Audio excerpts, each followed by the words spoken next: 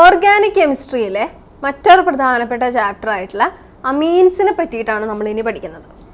അപ്പം അമീൻസ് എന്ന് പഠിക്കുന്നതിനേക്കാൾ മുമ്പ് തന്നെ ഈ അമീൻസിൻ്റെ അപ്ലിക്കേഷൻസ് എന്തൊക്കെയാണ്, നമ്മൾ നമ്മുടെ ജീവിതത്തിൽ അമീൻസിനെ പരിചയപ്പെടുന്നുണ്ടോ, അല്ലെങ്കിൽ ഇത്തരം അമീൻ കണ്ടെയ്നിങ് ആയിട്ടുള്ള കോമ്പൗണ്ടുകൾ നമ്മൾ ഉപയോഗിക്കുന്നുണ്ടോ എന്നെല്ലാം നമുക്കൊന്ന് പരിശോധിക്കാം. Amines constitute an important class of organic compounds. Organic കോമ്പൗണ്ടുകളെ പറ്റി ചിന്തിക്കുമ്പോൾ അമീൻസ് എന്ന് പറയുന്നത് വളരെ പ്രധാനപ്പെട്ട ഒരു വിഭാഗമായിട്ട് മാറിയിട്ടുണ്ട്. എന്തുകൊണ്ടാണ് അമീൻസിന് ഇത്രയധികം പ്രാധാന്യം വരുന്നത്? നാച്ചുറലി ഒക്കറിങ് ആയിട്ടുള്ള അമീൻ കണ്ടെയ്നിങ് കോമ്പൗണ്ടുകളാണ് വൈറ്റമിൻസ്, പ്രോട്ടീൻസ്, ആൽക്കലോയിഡ്സ്, ഹോർമോൺസ് എന്നിവയെല്ലാം തന്നെ. നമുക്കറിയാവുന്ന വൈറ്റമിൻസിലും പ്രോട്ടീൻസിലും ആൽക്കലോയിഡ്സിലും പലതരത്തിലുള്ള ഹോർമോണുകളിലും അമീൻ കണ്ടന്റ് കാണാവുന്നതാണ്. ഇതുകൂടാതെ സിന്തറ്റിക്കലി പ്രിപ്പയർ ചെയ്യാവുന്ന അമീനുകളാണ് പല പോളിമറുകൾ, ഡൈസ്റ്റഫ്സുകൾ, അതുപോലെ തന്നെ പലവിധ ഡ്രഗ്സ്. അപ്പോൾ നമുക്ക് മനസ്സിലാക്കാം, പോളിമർ എന്ന് പറയുമ്പോൾ നമ്മൾ ഡെയിലി ലൈഫിൽ ഉപയോഗിക്കുന്ന ഒന്നാണ് അല്ലേ. അപ്പോൾ ഡെയിലി ലൈഫിൽ ഉപയോഗിക്കുന്ന പോളിമേഴ്സിലും നമ്മൾ നിത്യജീവിതത്തിൽ ഉപയോഗിക്കുന്ന പലതരം കളേർഡ് കോമ്പൗണ്ട്സ്, അതാണ് ഡൈസ്റ്റഫ്സ് എന്ന് പറയുന്നത്. ഇതുകൂടാതെ പലതരം മെഡിസിൻ അല്ലെങ്കിൽ ഡ്രഗിലും ഈ അമീൻ കണ്ടന്റ് കാണപ്പെടുന്നുണ്ട്. ഇതുകൂടാതെ തന്നെ ബയോളജിക്കലി ആക്റ്റീവ് ആയിട്ടുള്ള കോമ്പൗണ്ടുകളായ അഡ്രിനാലിൻ, എഫൈഡ്രീൻ എന്നിവയെല്ലാം തന്നെ സെക്കൻഡറി അമിനോ ഗ്രൂപ്പിൻ്റെ സാന്നിധ്യമുണ്ട്. അപ്പോൾ നാച്ചുറലി ഒക്കറിങ്ങിന് ഇവയെല്ലാം തന്നെ ഉദാഹരണങ്ങളാണ്. സിന്തറ്റിക്കലി പ്രിപ്പയർ ചെയ്യപ്പെടുന്ന പലതരം അമീൻ കോമ്പൗണ്ടുകൾ നമ്മൾ ഉപയോഗിക്കുന്നു. അതിന് ചില ഉദാഹരണങ്ങളാണ് നൊവോക്കെയിൻ. നൊവോക്കെയിൻ എന്നത് ഒരു സിന്തറ്റിക്കലി പ്രിപ്പയർ ചെയ്തിട്ടുള്ള ഒരു അമിനോ കോമ്പൗണ്ടാണ്. ഇത് സാധാരണയായിട്ട് യൂസ് ചെയ്യുന്നത് അനസ്തെറ്റിക് ഇൻ ഡെന്റിസ്ട്രി. നമ്മൾ പല്ലൊക്കെ എടുക്കുമ്പോൾ ചെറിയ രീതിയിലൊരു അനസ്തേഷ്യ കൊടുക്കാറുണ്ട് അല്ലേ. അപ്പോൾ ആ അനസ്തെറ്റിക് ആയിട്ട് ഉപയോഗിക്കുന്ന ഒരു സിന്തറ്റിക് ആയിട്ടുള്ള ഒരു കോമ്പൗണ്ടാണ് നൊവോക്കെയിൻ. ഇതിൽ അമീൻ കണ്ടന്റ് അല്ലെങ്കിൽ അമീൻ ഗ്രൂപ്പിൻ്റെ പ്രസൻസ് ഉണ്ട്. എന്നാൽ ഇന്ന് ഇക്കാലഘട്ടത്തിൽ ഈ ഒരു കോമ്പൗണ്ടിൻ്റെ ഉപയോഗം കുറഞ്ഞു വന്നിട്ടുണ്ട്. നൊവോക്കെയിന് പകരം മറ്റു ചില കൺസിസ്റ്റന്റ് സബ്സ്റ്റൻസുകളാണ് ഇന്ന് ഡെന്റിസ്ട്രി വിഭാഗത്തിൽ അനസ്തെറ്റിക് ആയിട്ട് ഉപയോഗിച്ചു വരുന്നത്. കാരണം പലർക്കും ഈ ഒരു കോമ്പൗണ്ട്, നൊവോക്കെയിൻ എന്ന് പറഞ്ഞ കോമ്പൗണ്ട് അലർജിക്കായി മാറിയിരുന്നു. അതുകൊണ്ടാണ് ഈ ഒരു കോമ്പൗണ്ടിൻ്റെ ഉപയോഗം നിർത്തുകയും മറ്റു ചില കോമ്പൗണ്ടുകൾ അതിനുവേണ്ടി പകരം ഉപയോഗിക്കുകയും ചെയ്യുന്നത്. അമീൻസിനെ പറ്റിയിട്ട് പറയുകയാണെങ്കിൽ മറ്റു ചില ഉദാഹരണങ്ങൾ കൂടെ നമ്മൾ ഓർത്തിരിക്കേണ്ടതുണ്ട്. അതിൽ വളരെ പ്രധാനപ്പെട്ട ഒന്നാണ് ബെനാഡ്രിൻ എന്ന ആൻറ്റി ഹിസ്റ്റമിക് ഡ്രഗ്. നമ്മൾ ഡെയിലി ലൈഫിൽ ഉപയോഗിക്കുന്ന ആൻറ്റി ഹിസ്റ്റമിക് ഡ്രഗിൻ്റെ ഒരു പ്രധാനപ്പെട്ട ഒന്നാണ് ബെനാഡ്രിൻ. എന്താണ് ഈ ആൻറ്റി ഹിസ്റ്റമിക് ഡ്രഗ്? പലതരം അലർജിക് ഡിസീസസിന് ഉപയോഗിക്കാവുന്ന ഡ്രഗിനെയാണ് ആൻറ്റി ഹിസ്റ്റമിക് ഡ്രഗ് എന്ന് വിളിക്കുന്നത്.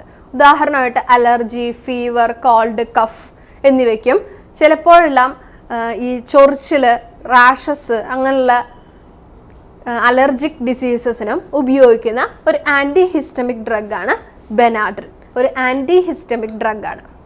ഇപ്പോൾ ബെനാഡ്രിൻ എന്നുള്ളത് ടേർഷ്യറി അമിനോ ഗ്രൂപ്പ് പ്രസൻ്റ് ആയിട്ടുള്ള ഒരു ആൻറ്റി ഹിസ്റ്റമിക് ഡ്രഗാണ്. അപ്പം ഇങ്ങനെ ഒരുപാട് ഉപയോഗങ്ങൾ പലതരം ഫീൽഡുകളിൽ ഉള്ള കോമ്പൗണ്ടുകളാണ് ഈ അമീൻ കോമ്പൗണ്ടുകൾ. ഇതുകൂടാതെ നമുക്കറിയാവുന്ന ഒരു കാര്യമുണ്ട്, നമ്മൾ ചെറിയ ക്ലാസ്സുകളിൽ മുതൽ പഠിക്കുന്നതാണ് ഡയാസോണിയം കോമ്പൗണ്ട്സ്. ഡയാസോണിയം കോമ്പൗണ്ട്സ് എന്ന് പറഞ്ഞു കഴിഞ്ഞാൽ N2 ഗ്രൂപ്പ് പ്രസൻ്റ് ആയിട്ടുള്ള കോമ്പൗണ്ടുകളെയാണ് ഡയാസോണിയം കോമ്പൗണ്ട്സ് വിളിക്കുന്നത്. നമുക്കറിയാം diazonium compounds are the intermediates used in the preparation of a variety of aromatic compounds.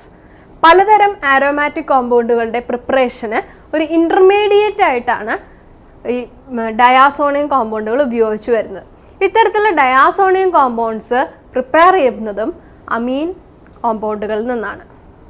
അപ്പോൾ അമീൻസിൻ്റെ പ്രാധാന്യത്തെ പറ്റി ഏകദേശം കുറച്ച് കാര്യങ്ങളെല്ലാം മനസ്സിലായി കാണുമെന്ന് വിചാരിക്കുന്നു. ഇനി അമീൻസിനെ പറ്റി കൂടുതലായിട്ട് നമുക്ക് പഠിക്കാം. എന്താണ് അമീൻസ് എന്ന് പറയുന്നത്? Amines are considered as derivatives of ammonia. Ammonia എന്താണെന്ന് നമുക്കറിയാം അല്ലേ. എന്താണ് അമോണിയ? NH3 എന്ന് പറയുന്ന കോമ്പൗണ്ടാണ് അമോണിയ. അമോണിയയുടെ ഡെറിവേറ്റീവ്സ് ആണ് അമീൻസ് എന്നറിയപ്പെടുന്നത്.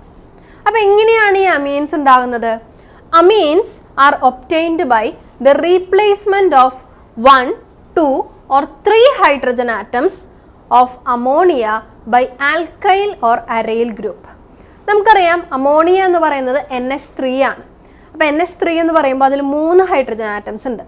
ഇതിലെ ഒരു ഹൈഡ്രജൻ ആറ്റമോ 2 ഹൈഡ്രജൻ ആറ്റമോ 3 ഹൈഡ്രജൻ ആറ്റമോ ആൽക്കൈൽ ഗ്രൂപ്പ് വെച്ചിട്ടോ അരൈൽ ഗ്രൂപ്പ് വെച്ചിട്ടോ റീപ്ലേസ് ചെയ്യുന്നതിൻ്റെ ഫലമായിട്ട് ഉണ്ടാകുന്ന കോമ്പൗണ്ടുകളെയാണ് അമീൻസ് എന്ന് വിളിക്കുന്നത്.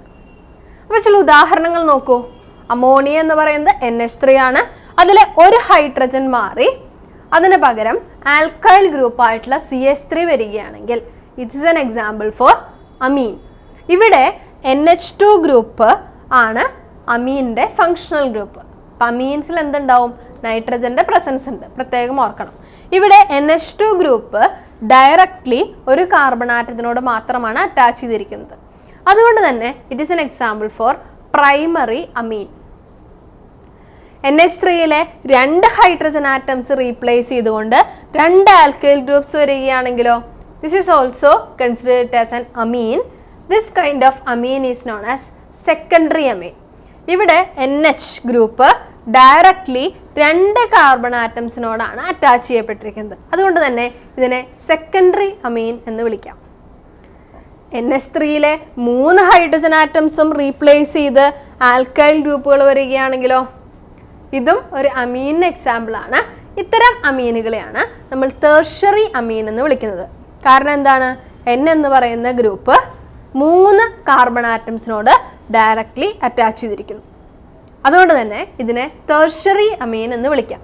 അപ്പം അമീൻസ് പ്രൈമറി ഉണ്ട്, സെക്കൻഡറി ഉണ്ട്, ടെർഷ്യറി ഉണ്ട്.